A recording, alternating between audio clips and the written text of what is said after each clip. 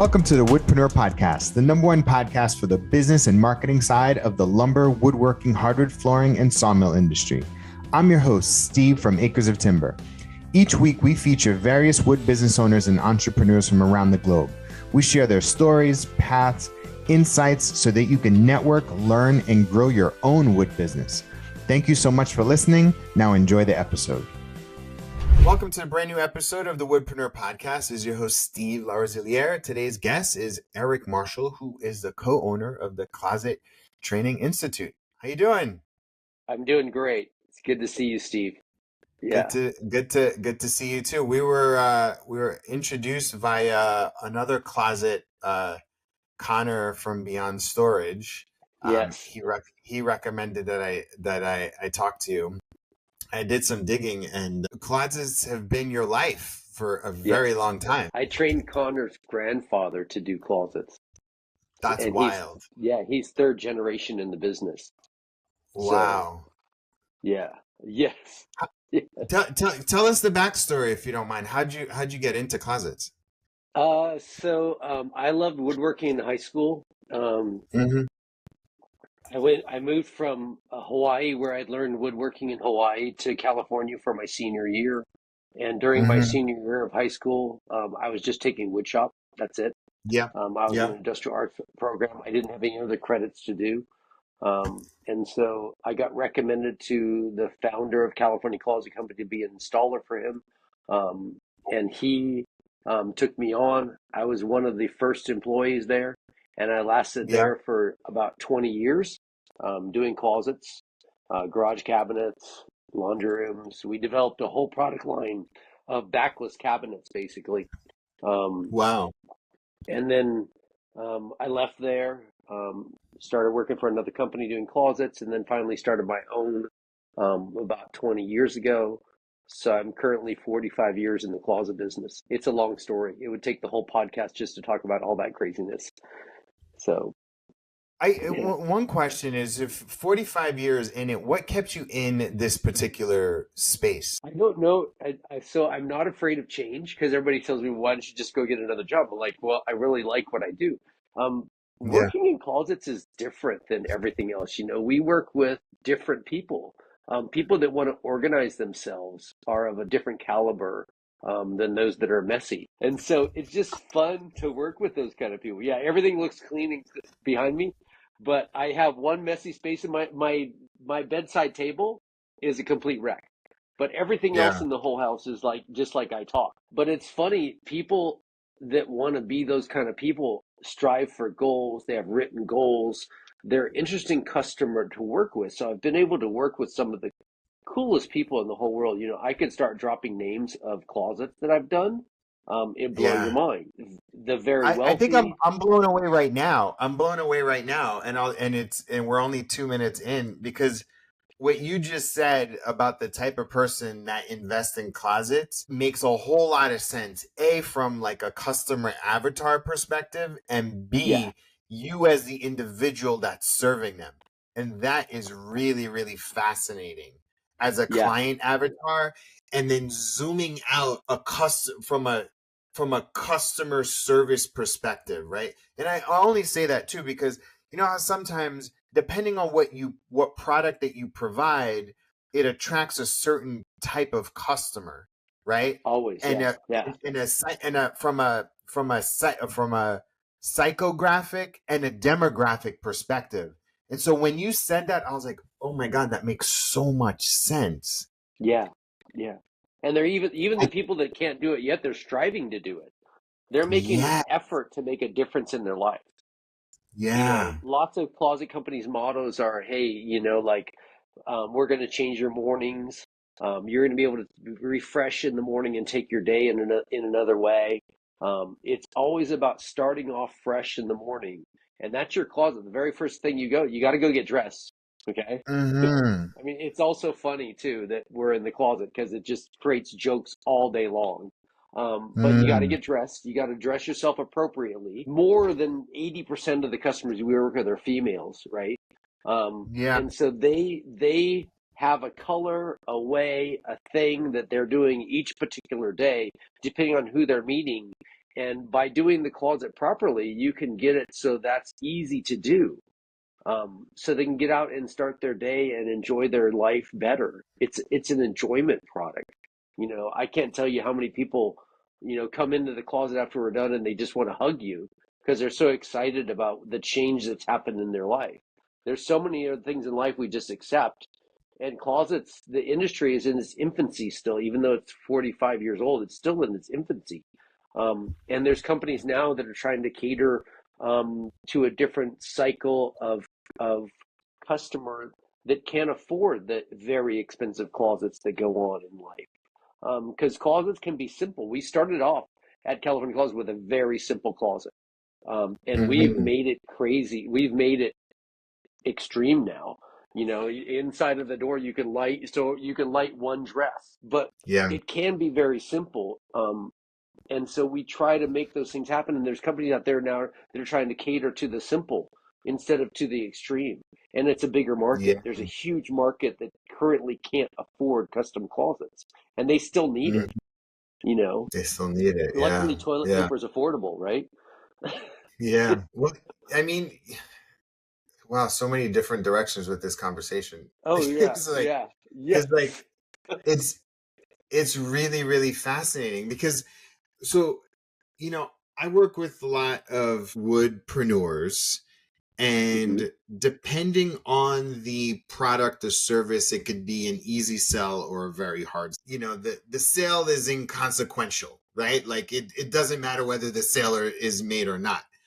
But now you're looking at essentially a design perspective, flat surfaces in a space that adds not just financial value to the space, but now you're looking at emotional and well-being value too.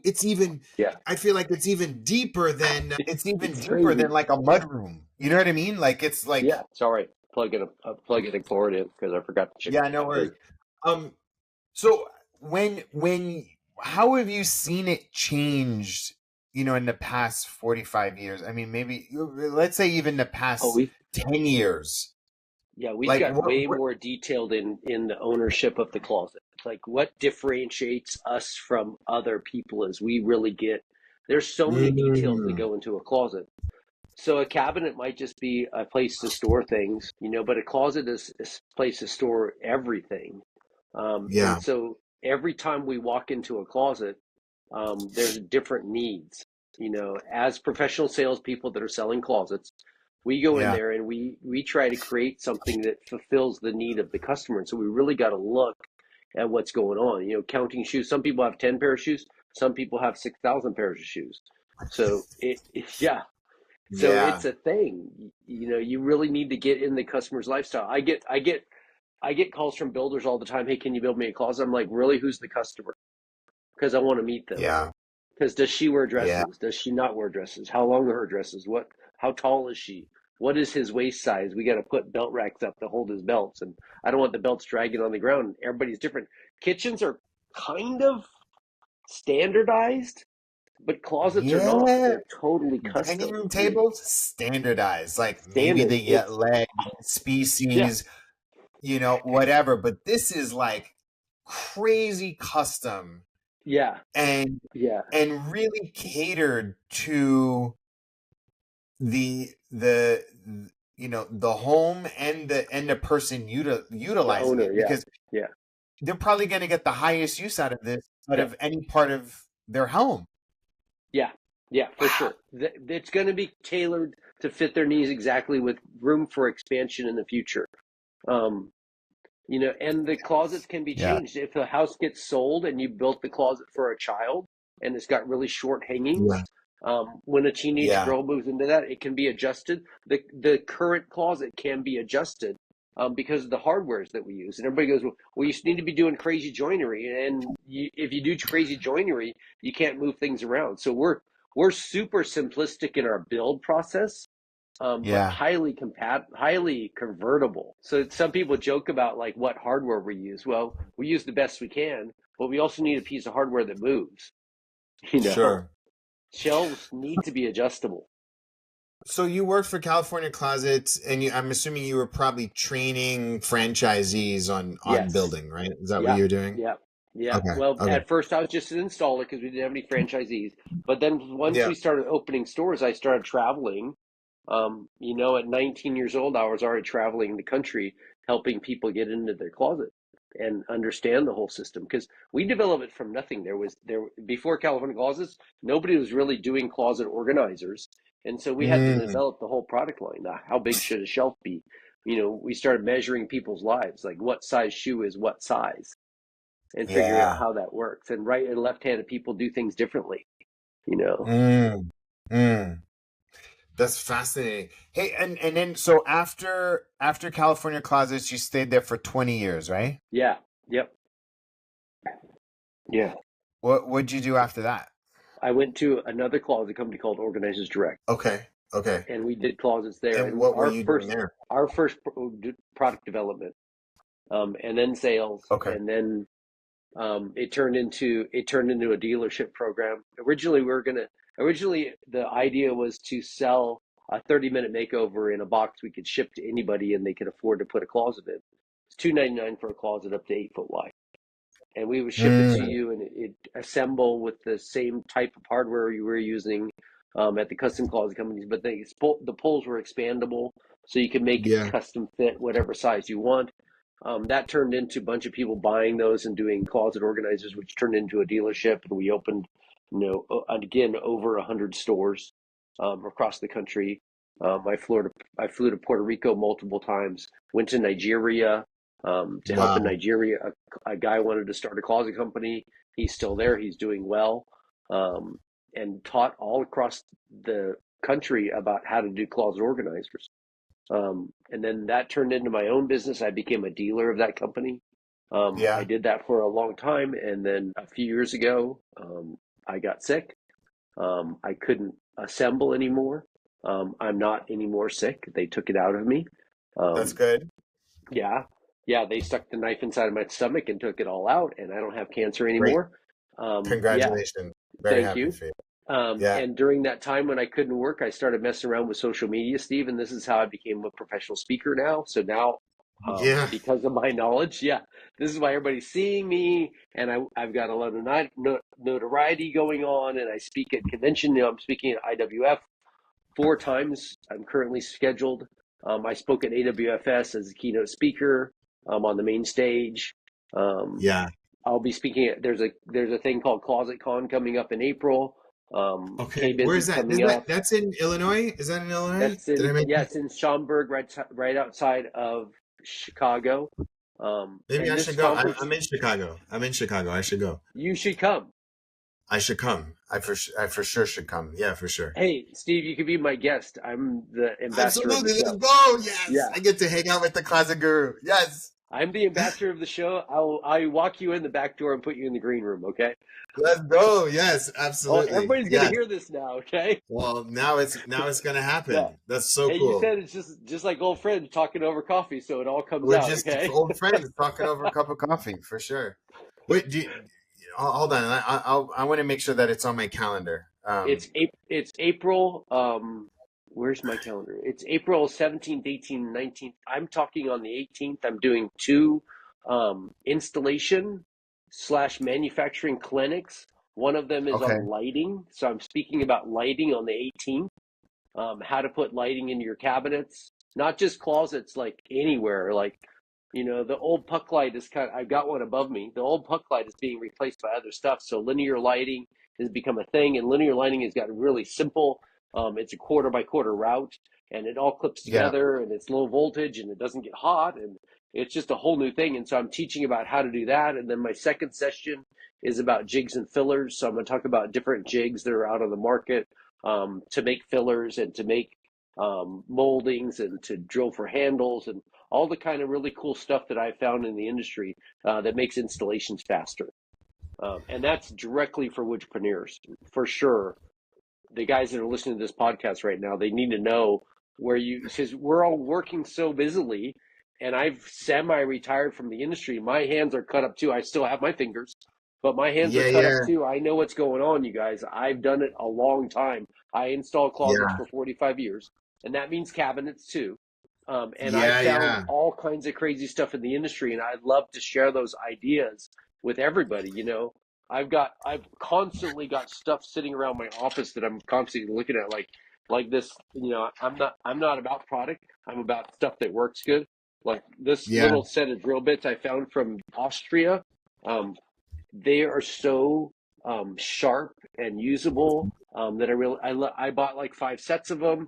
Um, there's some of this stuff is just hard when you're working all day long to get home and figure yeah, out what's new on the market, and that's for what I'm sure. doing. My life now is to bring new stuff to the market via social media, so everybody So can just cool.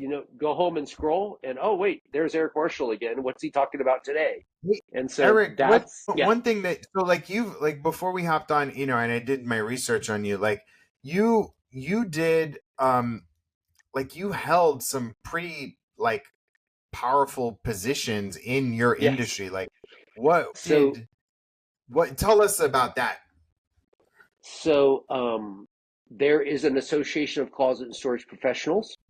Yeah. Um, I got asked to be on that board after 4 years of service and helping them, and cooperatively. I didn't do it. We did it cooperatively, helping write some of the standards to get certified. They asked me to be the president. They were worried about it because I'm a little bit of a loaded cannon. I go off sometimes.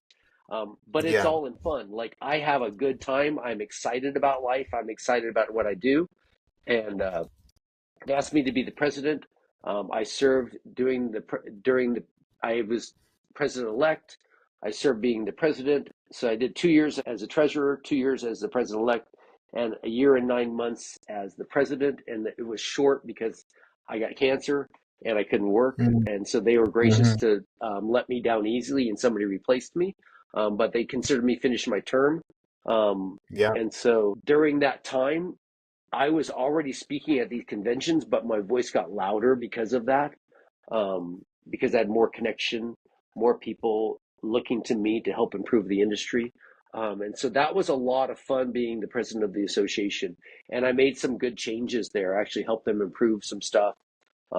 Writing about industry standards is one of my loves, because I like to Mm-hmm. find out what's going on, who's right, who's wrong, what's faster, what's more stable, what's better, and get those things out to everybody else. I don't think the industry should be a hush hush thing. I don't think we should hold our cards close to our chest and not share with everybody. I think this is all Yeah. about sharing so we can all make more money. Uh, because when it comes down to it, we we're doing this because we want to make money. Because I listened to a couple of your podcasts. One of the guys said, "Hey, he only got into this so he could buy a ring for his wife." And Yeah. we only get into this because we have goals. We see things we want to do, and so how do you gain Yeah. those? You got to work hard to make money so you can afford what you want to. And so I want to help people do it faster, better, easier to make more money. Um, Yeah. so Yeah. And yeah. when at what point did the institute come about? The Closet Training Institute came about a year and a half ago, when I got cancer. Um, Okay. like I said, I was sitting around. I was in a partnership with my sons. We had a kitchen cabinet and closet company here in Phoenix, Arizona. Um, Mm-hmm. the sons had roles. I had a large role in that business. And when I got sick, I couldn't work anymore. And so I literally was stuck in my bed from chemotherapy for just about 7 months. That's I'm so detrimental. sorry. Yeah, Yeah, but I'm so but sorry. but you know what, Um, Stephen? It was a blessing in disguise, because out of that, I freed my sons from being under bondage servitude to me. So they now own the business, and I at the same time reinvented myself and became the Closet Training Institute. Um, and it mm, really became a social media thing at first. People wanted me to. I become an influencer. Hey, people pay me to talk on social media, and people pay me to yeah, travel to look at stuff. And so I started doing private trainings for people. I won't say who I'm training because they're private. yeah, Um, yeah. but people can come to my facility, and that was about 2 years ago that really started, right when I got diagnosed. And then I really decided I should really do it when I got sick. I decided I should share whatever industry knowledge I know with as many people as possible.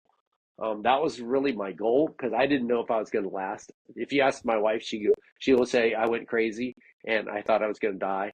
The hospital gave me a psychologist, a psychiatrist, and three social workers. Okay, and I was like, I should have had these people in the first place in my life because they helped me get through it. And then once I got through it, and the doctor said he could actually operate, then I was like, oh wait, this is a good thing that I'm doing here. I'm sharing information with a bunch of people that are helping them improve their lives. It's not just closets anymore. I love helping people improve their lives. I'm helping them improve their businesses so they can do better, so they can spend more time with their family and go on more vacations and have more fun. And that's when my wife agreed that I could just do this full time, which isn't really full time. If you watch my social media, you see I goof around a lot because I'm having I know fun. I'm looking at your social media. I'm like you and your wife traveling and Yeah, doing the different trade yeah, shows. It yeah. We go looks to like trade shows. it looks like you're having fun and you're in your element.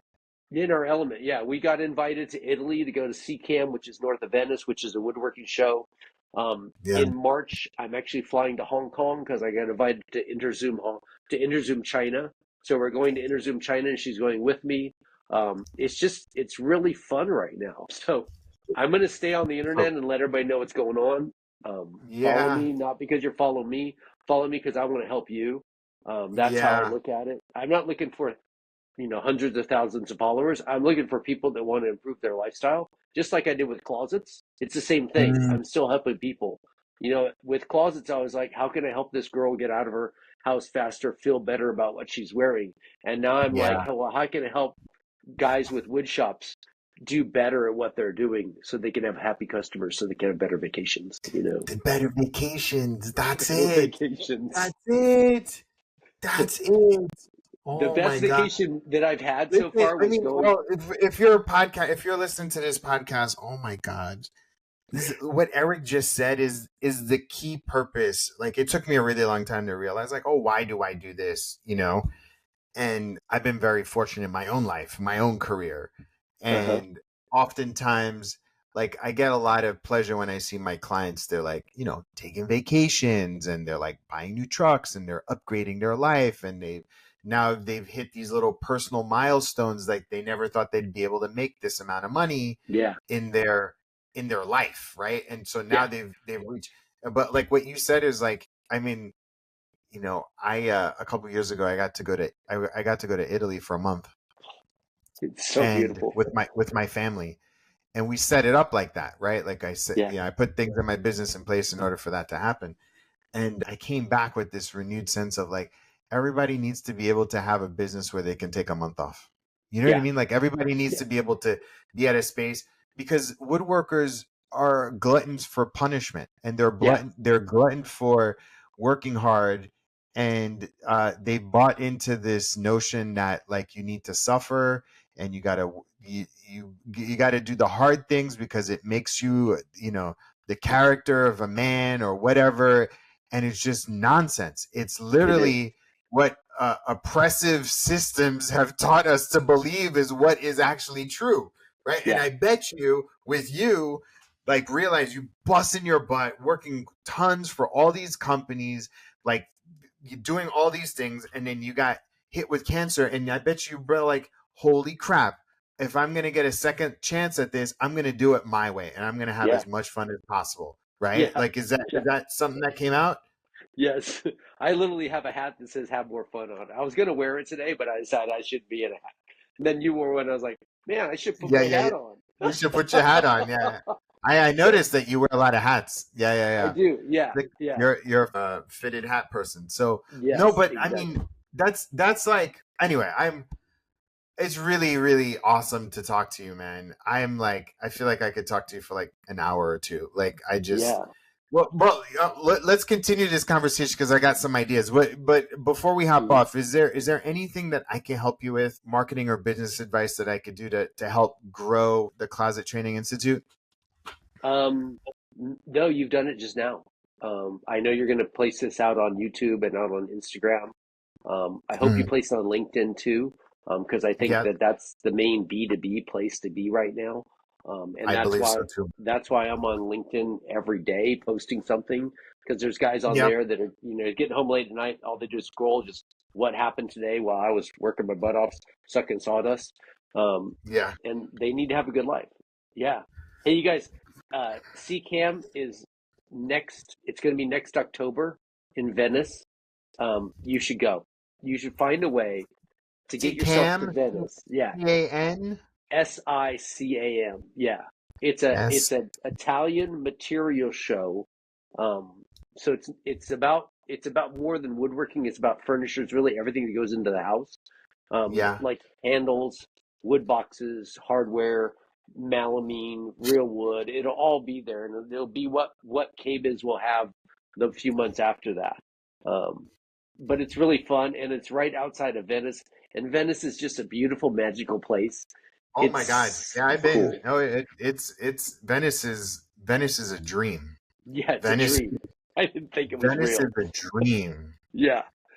And so you get to stay in I Venice for a week and go, and like there's Croatia and Slovenia are just an hour Yeah. away, and Croatia has some of the most Oh beautiful beaches man. in the whole world.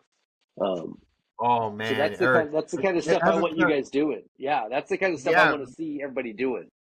You know. Eric. I feel like we should. I feel like we're friends now. Like I feel like Yes, yes, for sure. Well, I'm definitely seeing you in you're Chicago. literally speaking my language. Like you are the values that you say and the approach that you're doing is something that like I expound upon, but then you also have like this greater perspective that it's about abundance, it's about sharing, and it's Yeah. about creating community, and it's about truly about abundance, Hey, number one rule before we go. Number one rule that I learned a long time ago.